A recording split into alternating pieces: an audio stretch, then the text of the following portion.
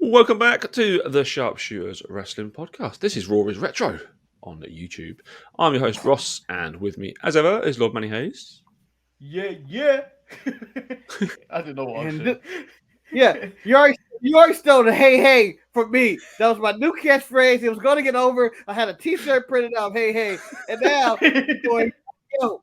So for now, I'm going to take someone else's brother and just flex like this all day and go like this. And, Excuse me, the Hulk Hogan of this group is over there.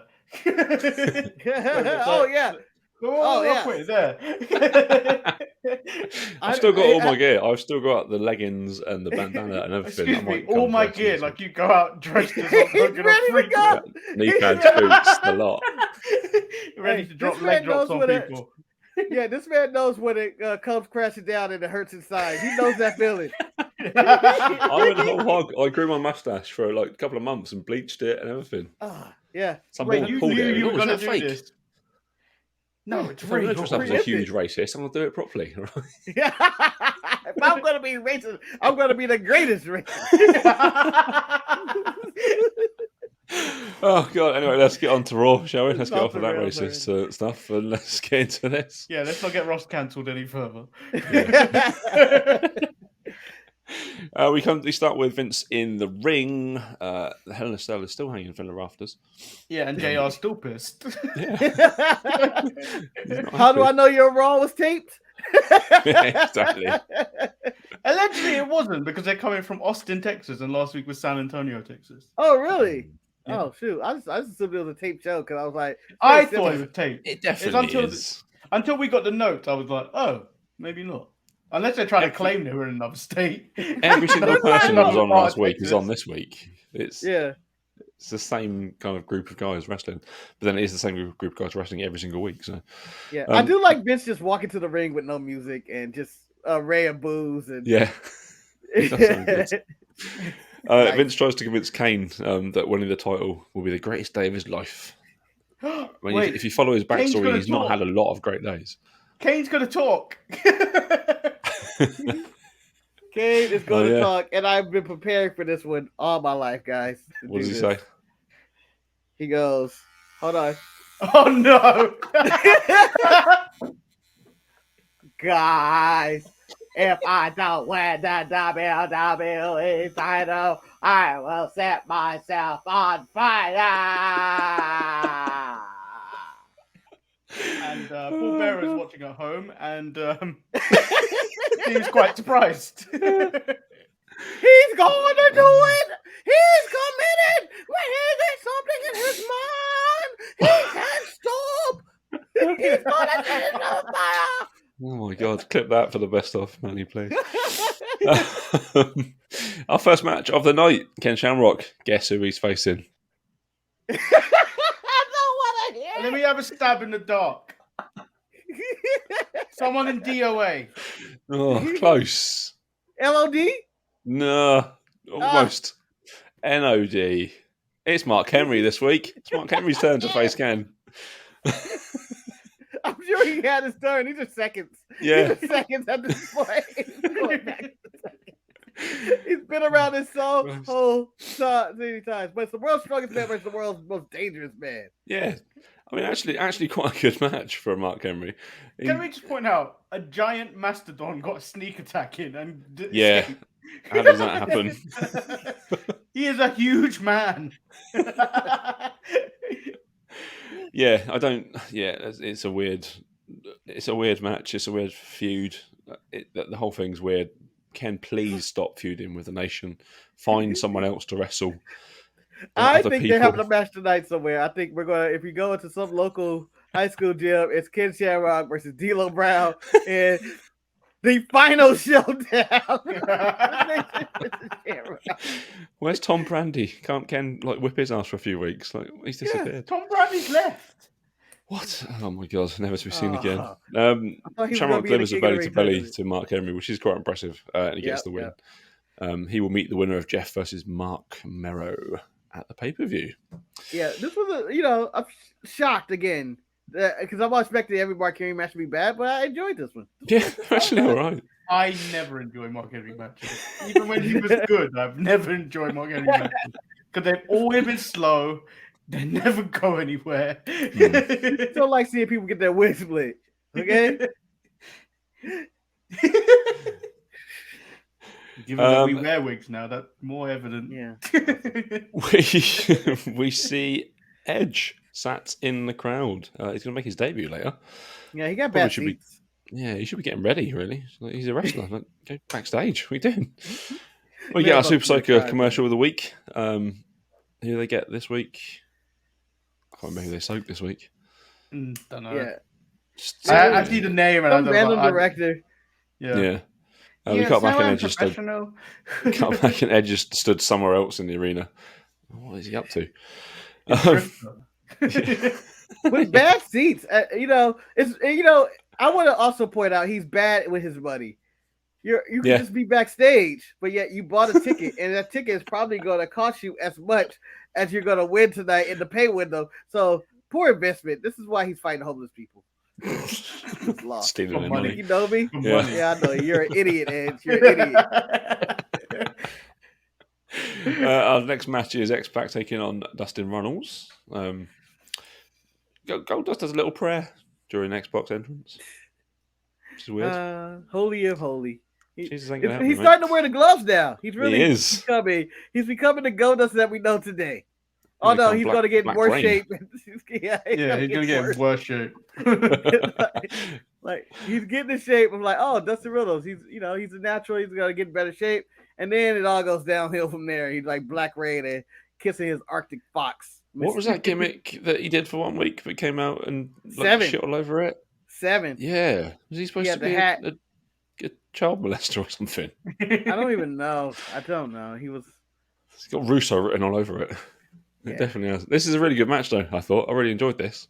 Yep. Yeah, it was like Dustin is really good. I never gave him credit back when I was watching today. I just thought he was more character than an in-ring wrestler. But as I watch him on retro, and then I watch him in his modern 50-year-old Dustin, really good. He deserves the name the Natural because stuff does look just natural and smooth to him. If he only wasn't addicted to everything. Yeah, that's the big shame of this. Obviously, the X-Pac win from a spinning heel kick, which is X-Pac will do countless times, I'm sure, over the amount of Raws we're going to watch. Yeah, until he gets the face buster, or the X Factor, I think it's called. He doesn't have that for another 10 years. I like that he gets a whole faction named after his finisher at some point as well. Oh yes, he does. Yeah. We go to Paul Bearer's house. He's not exactly happy that there's going to be a first blood match, but he's fine. I want to tell you this: you give me a wrestler or a manager at their house every single week, I enjoy it. I'm always curious of how they live in. Yeah. Paul does not look like he looks like he's living in a 1-story, 2-bedroom or something. The funniest part about this was they kept continuing. You knew something else was going to go on at that house because they kept just showing him react to other matches, finishes. Yeah, why? I feel like this is how Dave Messer watch matches. 3 stars. 3 stars. They advertised Undertaker versus Mankind for Hell in a Cell, which has really come out of nowhere, hasn't it?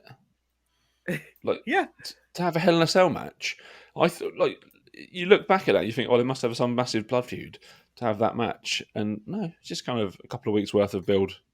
Not really about them either.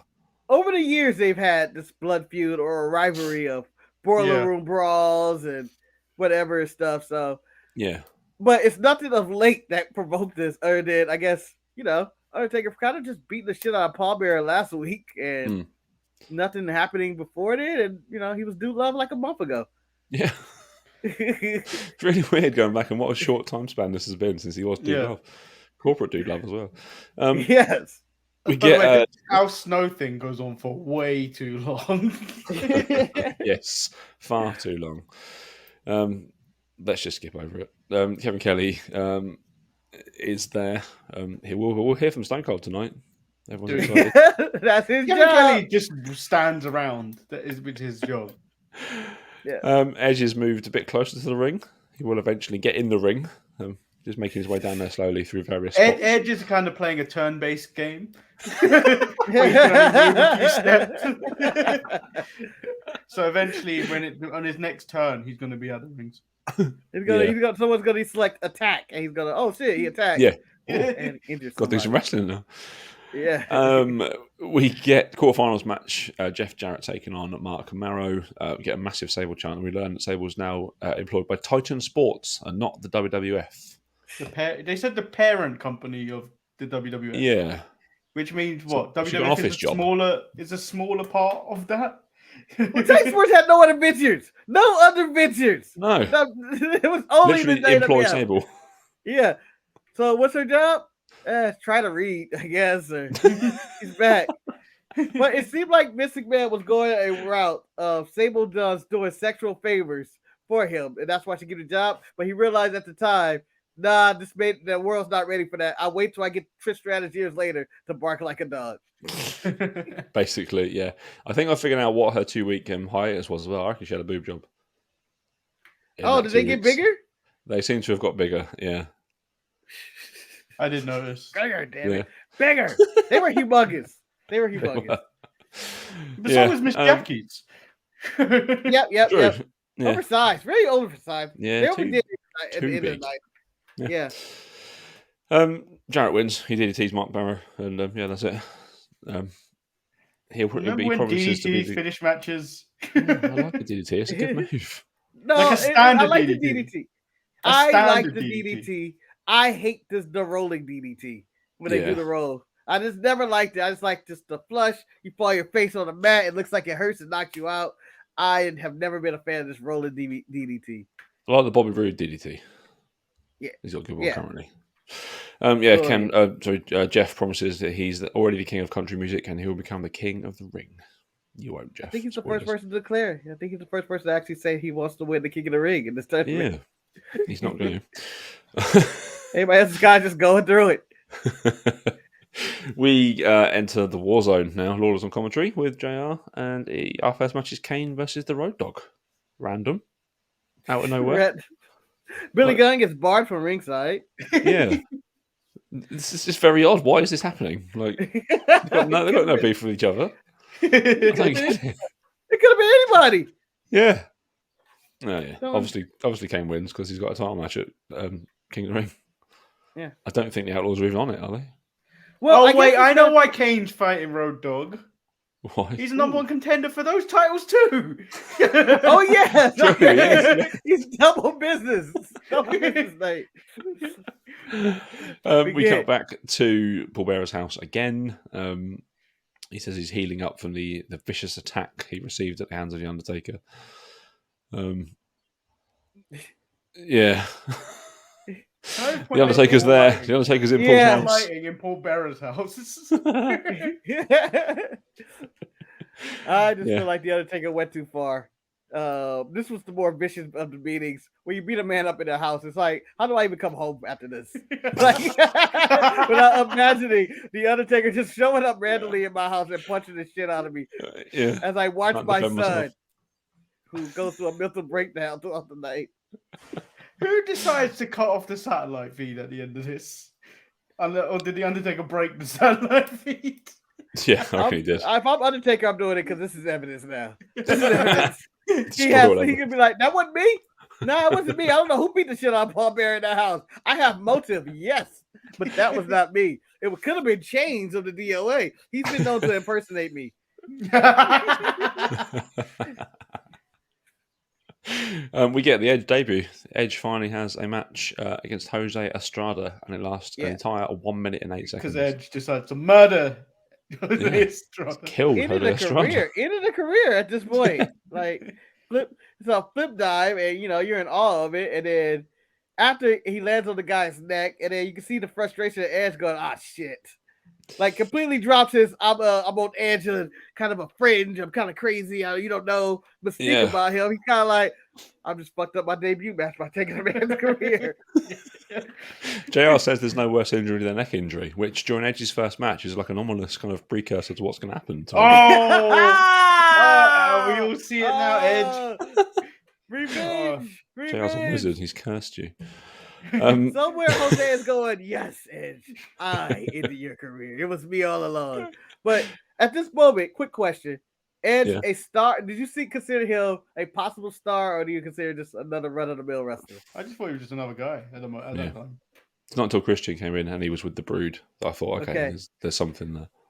From the jump, I went, this guy's going to be something. For many years, I thought I was wrong. I don't think Vince even saw him as a guy either, did he? Yeah, Vince never saw him as a guy. It took that Matt Hardy feud, didn't it? The personal feud to really sort of make him a star in Vince's eyes. We cut backstage. Kane's trying to scream into his voice box. No, I don't know why he needed to scream. No. Like it went on for ages. Like Mankind's trying to console him, and he's got the thing in it. No, my father is died. He got his ass beat by the Undertaker. What can I do? You actually using? What can I do? It's a razor. My business. It's a razor. It's a razor. Our next match is Owen Hart taking on Dan the Beast. It lasts 3 minutes, and I thought this was going to be good, but this was trash. I was really disappointed by this one. Yeah, it was really bad. 3 minutes wasted, really. I feel like that's the entire run of Dan the Beast Everest. Like, I feel like this is going to be good. Nope. Yeah. Nope. Bad. And it isn't. Yeah. When we come back from the commercial, Rock is in the ring with the Nation. He's got a mic. He asked the DX if he can smell what he's cooking, which I think was maybe the first time he's done that. Thing leveled. X-Pac leveled Owen Hart with a chair in Oh, yeah, he did. Oh, yeah. Blood and everything. He knocked the shit out of him. Yeah, poor Owen. Yeah. And then we get Rock versus Triple H. Smell what I'm cooking. The Rock was the Rock. I was like, this whole match and segment of him, I was like, this is the Rock I remember. People's elbow, good matches, promo work. I was like, this is day one. I feel like this is officially day one of the Rock. I feel like he had it all today. And him and Triple H, great chemistry. And they put on a really, really great 8-minute match. It's like one of the best matches we've seen on Raw, really. Yeah. It's really easily. Good. He wins with the fisherman suplex, which was odd. Not his finish. Why not? Does he not have the rock bottom yet, or is he already doing it? No, he had the rock bottom for about a year now. Okay, so I didn't think he had the people's elbow yet. Oh yeah, he broke that one out, and I was like, oh, he has all this. This is him. This was good, even with the shenanigans from like Mark Henry and China and stuff on the outside. It was still a really good match. I really enjoyed this. And when I saw this match taking place, and this is how the episodes advertised on Peacock, Triple H versus The Rock, you just gotta click it. I felt like, I feel cheated that we're never going to get one more match between those two because Triple H is retired due to his cardiac event. The Rock is humongous movie star, mega star. Yeah, maybe come back for his cousin. Who knows? Yeah, that's what we're getting. We're going to get Rock versus Roman, not Rock versus Triple H. Yeah, I would take that again. Because they never had a bad match together. Just tremendous chemistry. Mankind promises Kane that Uncle Paul will be fine and that he's going to take care of Billy Gunn tonight. Fine. I love Billy Gunn. Back to their tag team feud. Yeah. Mankind's in the ring. What does he say? He's dreaming of pissing on the Undertaker's grave for what he's done to Paul Bearer. It's a bit harsh. Dreaming it. Yeah. I would just piss on the grave. If you want to piss on the grave, just do it. You don't have to dream it. That's when you have a problem. As demonic and crazy Mankind was, he's still a good friend to Kane. Yeah, he's got his buddy. Yeah. Think about that. So he defeats Billy Gunn. Yeah. And then he runs backstage to look for Kane and he can't find Kane. Yeah, good on him. He's a good man, isn't he? He's a really good man. But I would say Kane does not rank, Mick Foley does not rank in Kane's top 5 best friends in the history of wrestling. X-Pac, Bryan Danielson, RVD. Yep. Goldust. And I guess that time he was gonna marry Lita, and I guess his brother, the Undertaker, too. Shane's testicles. Katie Big Big. Show. Big Show. Big Show. That time they had I've just had a premonition of us doing this podcast in like 5 years' time. We're talking about Katie Vick and stuff like that. Oh. Where are they gonna take that out by then? Nah, that'll still be there. You had sex when she was dead. Oh. I've got our main event of the evening is Sable out to announce Austin wearing his white 316 jersey. Looks weird. I like that jersey. If I could rebuy that jersey, it was a really nice, Yankee jersey. I'm assuming, kind of pinstripe. Yeah, nice jersey. Sable's useless. Sable is awful. Yeah. But they went for full star power at the end of the show. No one gets a reaction like Sable, as Jim Ross pointed out, and it's like true, yeah. Only and then obviously we get Kane, and they mix it up with Austin. It gets covered in red paint. Why? No, that was the first of the blood bath, and then the Brood stole the gimmick. Yeah. Hey, I remember this moment this is extremely iconic because I was like, because I don't even know if we talked about Vince announced that the match between Kane and Steve Austin is gonna be first blood. Oh yeah, no, we didn't. Yeah. And Jim Ross was like, "What the hell is that?" And then later in the show, he's like, "Let me go over the rules of a first blood match." It's first blood, and I've always hated the first blood match because I thought the rules is stupid. I thought as soon as you bleed, the match is over. That's when it gets good. That's when it gets good. That's when the violence kick in. What do you mean? I think the match starts. Oh, we need to get some medical attention. There are worse matches. Like I hate the stretcher match. Yeah. Oh, push him over the line. Push him over the line. Yeah, I always find that. Or anything on a pole. Anything on a pole. Yes. Yeah. So that's the WCW.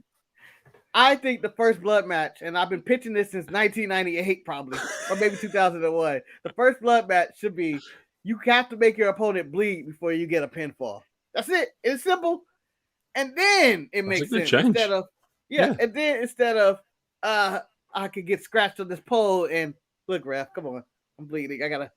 But it's a good thing they don't do them anymore. No, it's not. I would do it today with that rule though. You got to pin. I'm sure John Moxley, who bleeds in every match, a la Ric Flair, can just be like, "Oh, we're doing first blood tonight." Oh, okay. I expect to come back with Cody with his paper-like skin.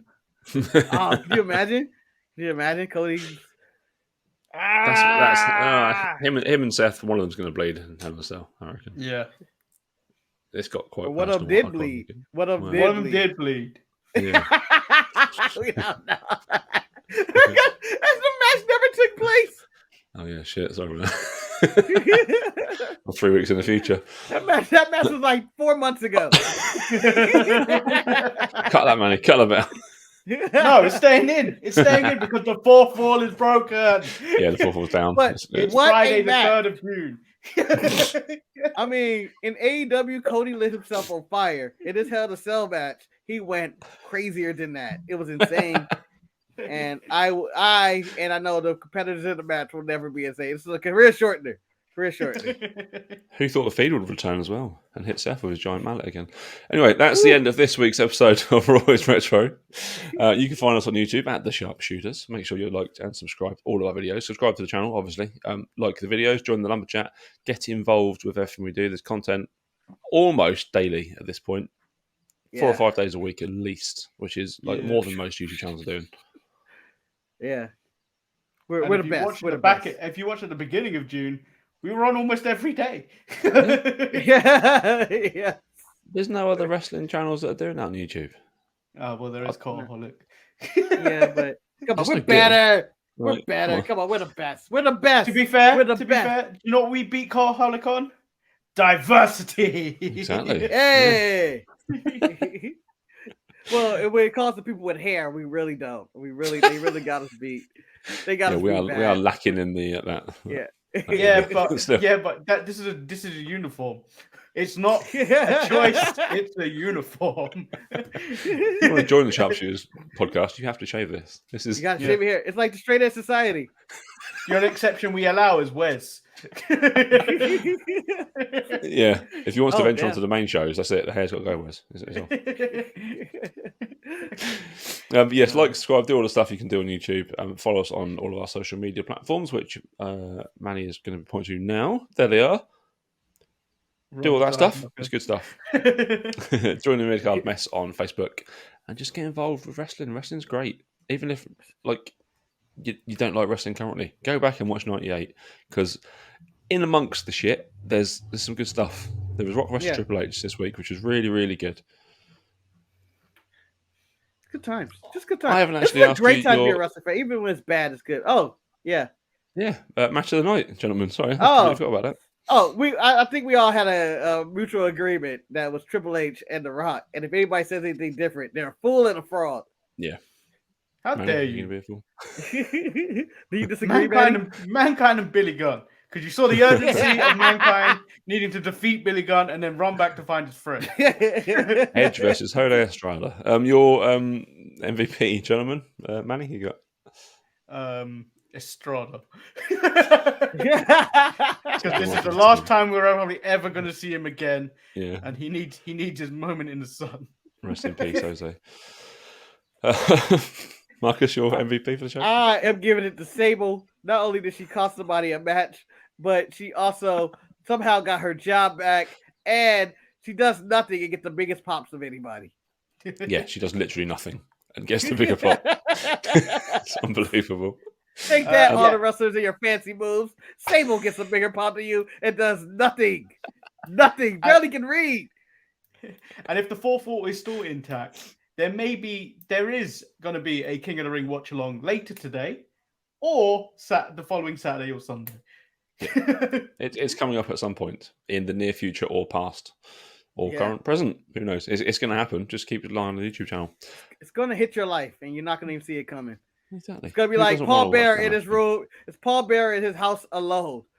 Not seeing the Undertaker coming to hit him in the face. That's how we're coming with these episodes. So we will be back with that, and then we'll be back in a couple of weeks' time with our next episode of Raw is Retro. Until then, gentlemen, bye! Bye to the show! Bye! Give us money. Money. I can't believe you actually had a prop for that. Absolutely love it. I honestly didn't plan it, but it was right here for whatever reason. I was like, oh, why is this here? And then I saw it. I was like, hey.